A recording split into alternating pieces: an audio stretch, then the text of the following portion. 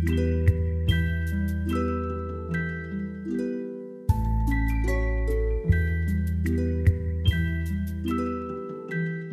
départ, je n'avais pas l'intention d'être restauratrice de céramique. Simplement, j'étais passionnée par la peinture, par l'art et par l'archéologie.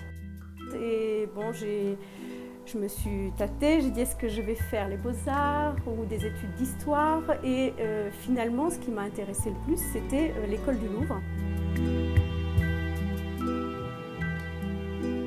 Quand j'ai présenté ma thèse, sur la céramique berbère, donc c'est pas la céramique tournée autour par les hommes, c'est vraiment la céramique traditionnelle. Et ben en fait, j'avais plus du tout envie d'être conservatrice de musée, j'avais trop baroudé. J'avais vraiment envie d'avoir ces pièces-là dans les mains et puis pouvoir leur redonner en fait une deuxième vie. J'ai vraiment été passionnée tout de suite. Et là, ça fait 20 ans que je fais ce métier.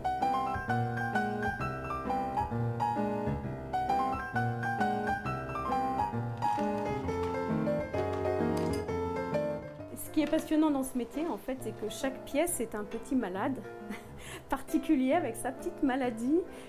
Donc il faut d'abord comprendre d'où vient le mal déjà, hein, ce qu'a vécu la pièce, quelquefois dans le sol pendant 1000 ans. Il faut aussi bien connaître comment a été fabriquée la céramique, parce qu'on ne peut pas travailler sur une pièce sans la connaître parfaitement. Donc les techniques qui ont été employées, le type de cuisson, les types de pigments.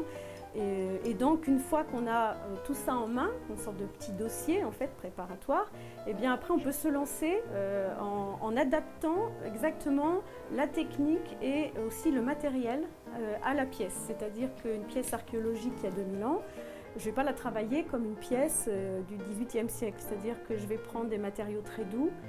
Déjà, je vais démonter à sec, après je vais colmater les trous avec du plâtre. Et puis colorer avec des teintes comme du pastel pour justement ne pas abîmer la pièce et pouvoir redémonter si jamais c'était nécessaire.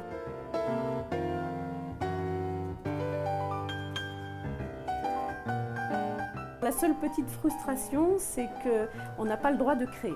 Voilà, c'est un métier où il est interdit de créer. On doit, par déontologie, respecter exactement la pièce. Si on ne sait pas comment était le morceau qui manque, on ne le fait pas. Quand on dit restaurateur, on dit aussi conservateur. C'est-à-dire qu'il faut prévoir comment va vieillir notre restauration et la pièce. Donc ça, c'est aussi une responsabilité. Il faut vraiment faire un travail propre, laisser des traces, c'est-à-dire des documents qui expliquent les matériaux qu'on a utilisés. Ça, c'est important avec des photos. Et c'est vrai qu'il faut prévoir ce qui va se passer dans l'avenir pour cette pièce-là. Il y a au moins un suivi, on va dire, comme un malade, comme le suivi d'un malade.